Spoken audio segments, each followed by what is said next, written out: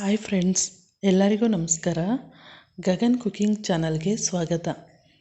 ಹೊಸದಾಗಿ ನಮ್ಮ ಚಾನಲ್ ನೋಡ್ತಾ ಇದ್ದರೆ ಸಬ್ಸ್ಕ್ರೈಬ್ ಮಾಡ್ಕೊಳ್ಳಿ, ಹಾಗೆ ಪಕ್ಕದಲ್ಲಿರೋ ಬೆಲ್ ಐಕನ್ ಕ್ಲಿಕ್ ಮಾಡಿ. ಬನ್ನಿ, ಇವತ್ತು ತುಂಬ ಟೇಸ್ಟಿಯಾದಂತಹ ಬದನೆಕಾಯಿ ಗೊಜ್ಜು ಮಾಡೋದು ಹೇಗೆ ಅಂತ ತೋರಿಸ್ಕೊಡ್ತಾ ಇದ್ದೀನಿ. ಇದು ಚಪಾತಿಗೆ, ವೈಟ್ ರೈಸ್ಗೆ ಸೂಪರ್ ಆಗಿರುತ್ತೆ. ಒಮ್ಮೆ ನೀವು ಕೂಡ ಈ ವಿಡಿಯೋ ನೋಡಿದ ಮೇಲೆ ಟ್ರೈ ಮಾಡಿ ನೋಡಿ.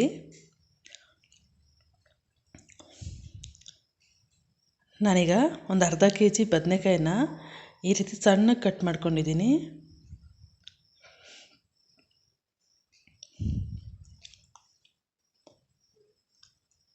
ನಾನು ಇಲ್ಲಿ ಬಾಣಲೆ ಕಾಯಕ್ಕೆ ಇಟ್ಕೊಂಡಿದ್ದೀನಿ. ಅದಕ್ಕೊಂದು 4ರಿಂದ 5 ಸ್ಪೂನ್ ಎಣ್ಣೆ ಹಾಕ್ಕೊಳ್ತಾ ಇದ್ದೀನಿ.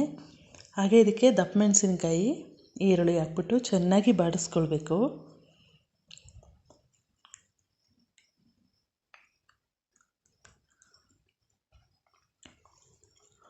ಚೆನ್ನಾಗಿ ಕೆಂಪಗಾಗೋ ತನಕ ಬಾಡಿಸ್ಕೊಳ್ಬೇಕು. ಈಗ ಚೆನ್ನಾಗಿ ಫ್ರೈ ಆಗಿದೆ.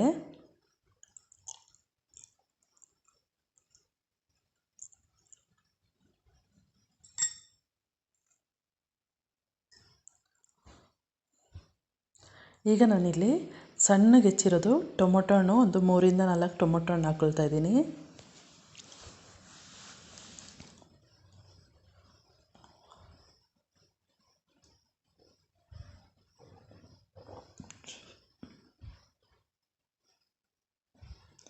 ಈಗ ಇದು ಚೆನ್ನಾಗಿ ಮೆತ್ತಗಾಗೋ ತನಕ ಫ್ರೈ ಆಗಬೇಕು. ಆಗ ಸ್ವಲ್ಪ ಉಪ್ಪು ಹಾಕ್ಕೊಳ್ತಾ ಇದ್ದೀನಿ. ಉಪ್ಪು ಹಾಕೋದ್ರಿಂದ ಟೊಮೊಟೊ ಹಣ್ಣು ಬೇಗ ಸ್ಮ್ಯಾಶ್ ಆಗುತ್ತೆ.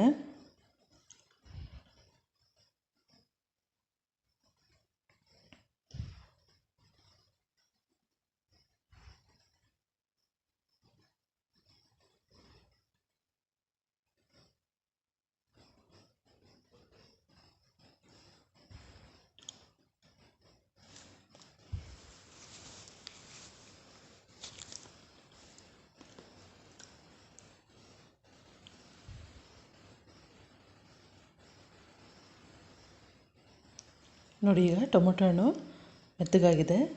ಮೆತ್ತಗಾಗ್ತಿದ್ದಂಗೆ ನಾವಿಲ್ಲಿ ಬದನೆಕಾಯಿ ಹೆಚ್ಚಿದ್ವಲ್ಲ, ನಾನೊಂದಿಲ್ಲ ಅರ್ಧ kg ಅಷ್ಟು ಹೆಚ್ಕೊಂಡಿದ್ದೆ. ಅದನ್ನು ಸಣ್ಣಗೆ ಕಟ್ ಮಾಡಿಕೊಂಡು ಹಾಕ್ಕೊಳ್ಬೇಕು.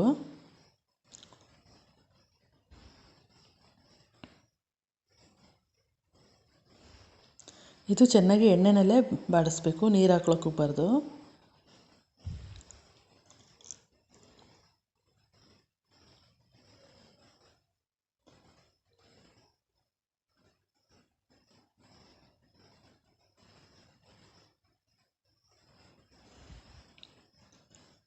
ಈಗ ಇದನ್ನು ಮುಚ್ಚಿಡ್ತಾ ಇದ್ದೀನಿ. ಒಂದು 2 ನಿಮಿಷದವರೆಗೂ ಮುಚ್ಚಿಟ್ಟು ಬೇಯಿಸ್ಕೊಳ್ಬೇಕು.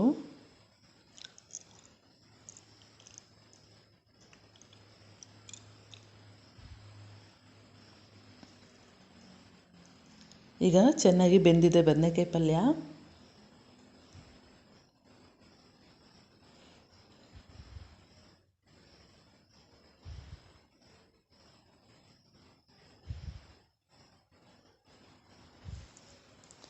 ಈಗ ಚೆನ್ನಾಗಿ ಬೆಂದಮೇಲಿಂದ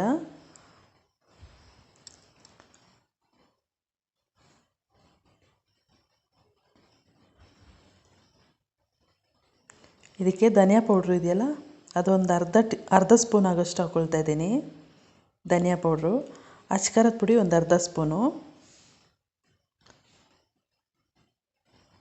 ಹಾಕ್ಕೊಂಡು ಹೀಗೆ ಚೆನ್ನಾಗಿ ಮಿಕ್ಸ್ ಮಾಡ್ಕೊಳ್ಬೇಕು.